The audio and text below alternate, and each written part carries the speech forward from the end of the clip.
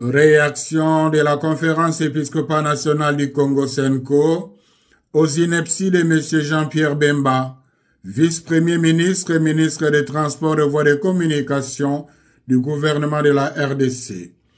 La Senko a suivi avec grande consternation, mais sans réelle surprise, les inepties de M. Jean-Pierre Bemba sur les ondes de la radio Top Congo en date du 9 juin 2025.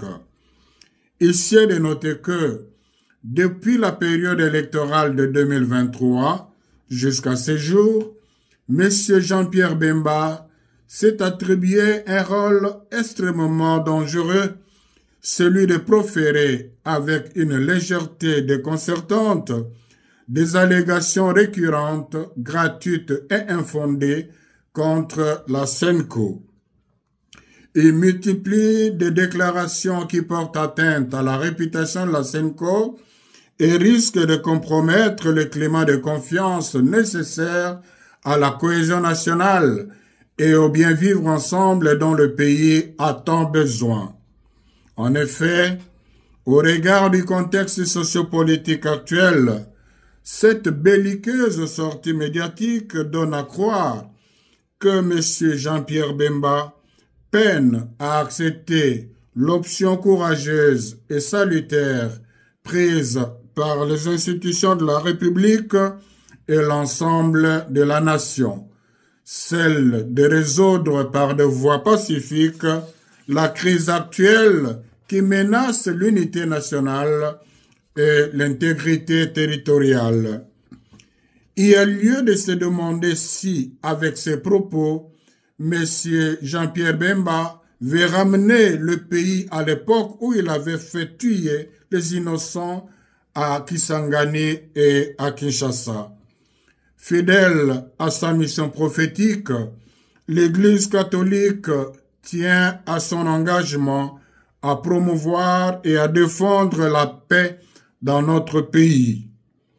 Il est donc inacceptable qu'un homme public mis par des considérations personnelles et une animosité manifeste envers ses concitoyens s'autorise à défier la raison, le bon sens et le respect dû aux institutions. Par ailleurs, il est étonnant que malgré la gravité des propos tenus par M. Jean-Pierre Bemba, il n'y ait aucune réaction des institutions de la République et de sa hiérarchie. Normalement, le procureur général, près la Cour de cassation, ainsi que l'Assemblée nationale, devraient se saisir d'office de ce dossier pour faire toute la lumière sur les différentes allégations et en tirer les conséquences de droit. La Senko exhorte les fidèles catholiques à prier pour les concernés afin que l'esprit de paix descende sur lui et le détourne de la violence dont il fait la promotion. Dans le souci de protéger l'opinion nationale et internationale contre les manipulations grossières et de préserver les acquis des efforts communs de paix, elle se réserve en même temps le droit de saisir la justice. La Senko réaffirme sa détermination à défendre sans faillir les valeurs de vérité, de justice, de dialogue et de réconciliation. Elle invite le peuple congolais à ne pas céder à la manipulation, au discours de division ou de haine et à demeurer vigilants, unis et mobilisés pour la préservation de notre bien-vivre ensemble, socle de l'unité nationale. Que par l'intercession de la très sainte Vierge Marie, Notre-Dame du Congo, le Seigneur bénisse la RDC et ses dirigeants. Je vous remercie. À la signature, Monseigneur Fulgence Mouteba, président de la Senko.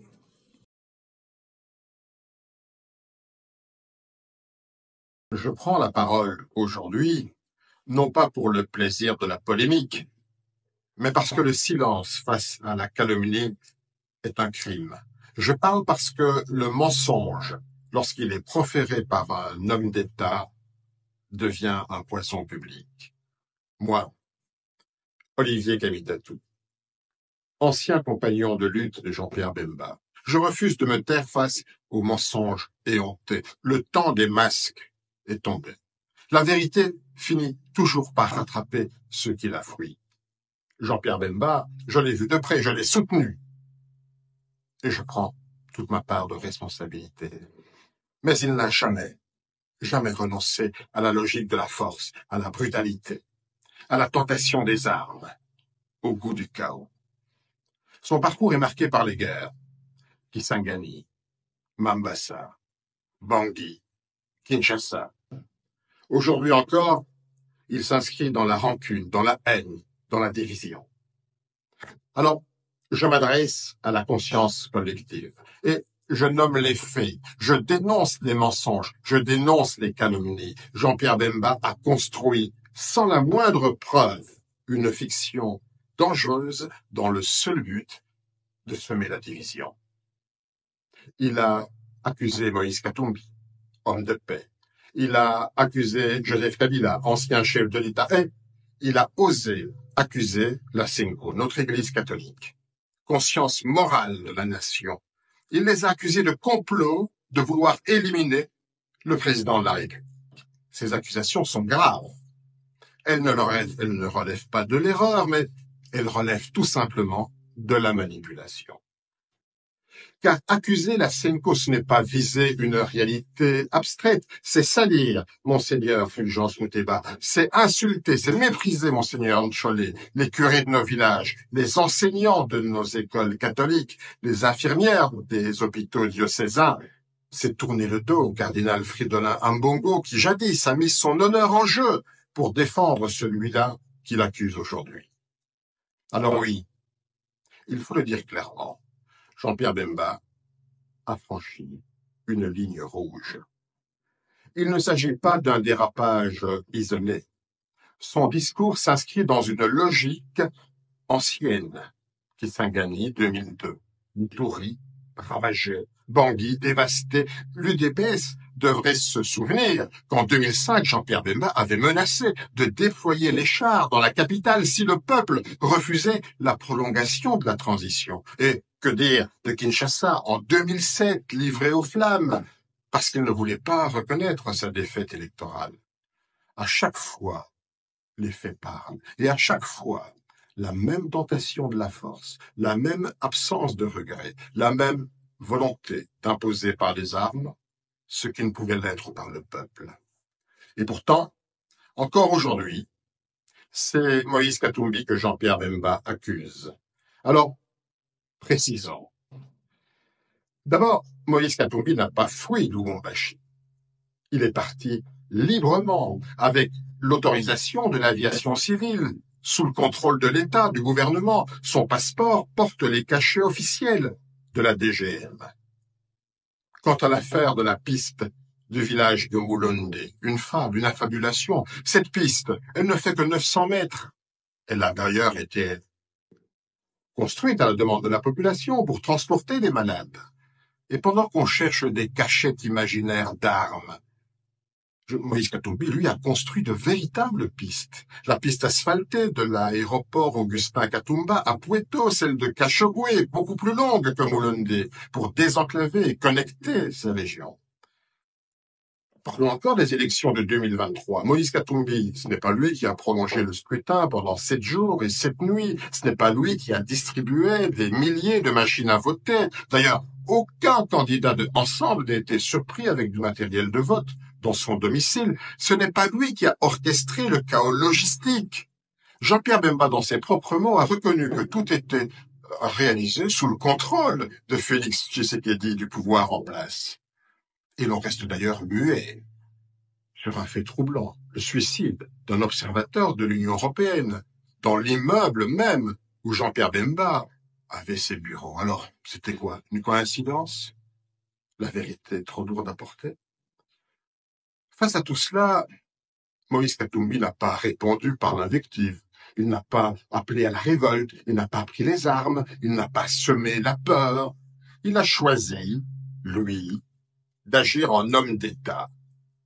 Il a rassemblé là où d'autres divisent. Il a construit là où d'autres détruisent. Il a tendu la main là où d'autres serrent les poings. Alors, que reste-t-il de l'action de celui qui l'accuse aujourd'hui, de Jean-Pierre Bemba, comme bilan? À la Défense, aucun territoire récupéré, pas 1 mètre carré. Mais par contre, des avions achetés par lui-même, à son profit, avec les rétrocommissions juteuses de son ministère, des avions qu'il loue à prix d'or au gouvernement, et à son ministère des Transports. Que dire de tous ces marchés de gré à gré, érigés en principe de gouvernance, la transparence piétinée, la corruption institutionnalisée? Et pourtant, les accusations continuent. Elles visent Katumbi, elles visent Kabila, elles visent l'Église. Et elles s'enfoncent même, ces accusations, dans le délire, jusqu'à évoquer d'imaginaires versements de Joseph Kabila au Rwanda. Même les chiffres refusent d'y croire. En 2001, le budget de l'État congolais était de 300 millions de dollars américains. En 2003, d'ailleurs, Jean-Pierre Bemba était vice-président chargé de l'ECOFIN. Alors, comment imaginer que chaque année, 800 millions de dollars auraient été, comme ça, évaporés vers le Rwanda? Tout cela, c'est de la pure fiction, du mensonge. Pendant ce temps-là, Katumbi, il construit, il ne menace pas, il ne dévise pas.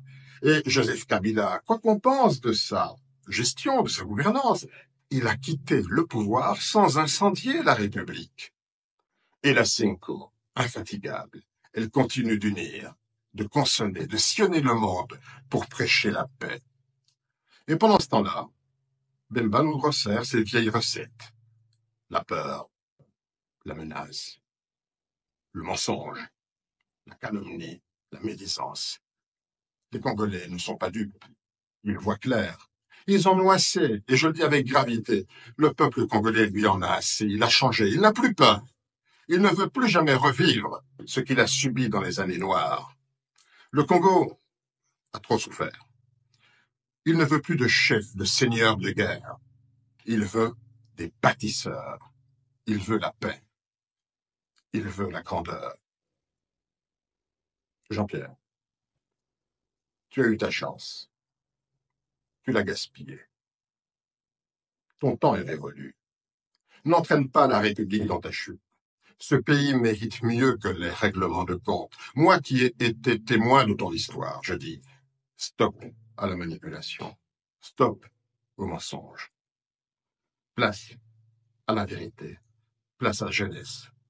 Place au Congo de demain.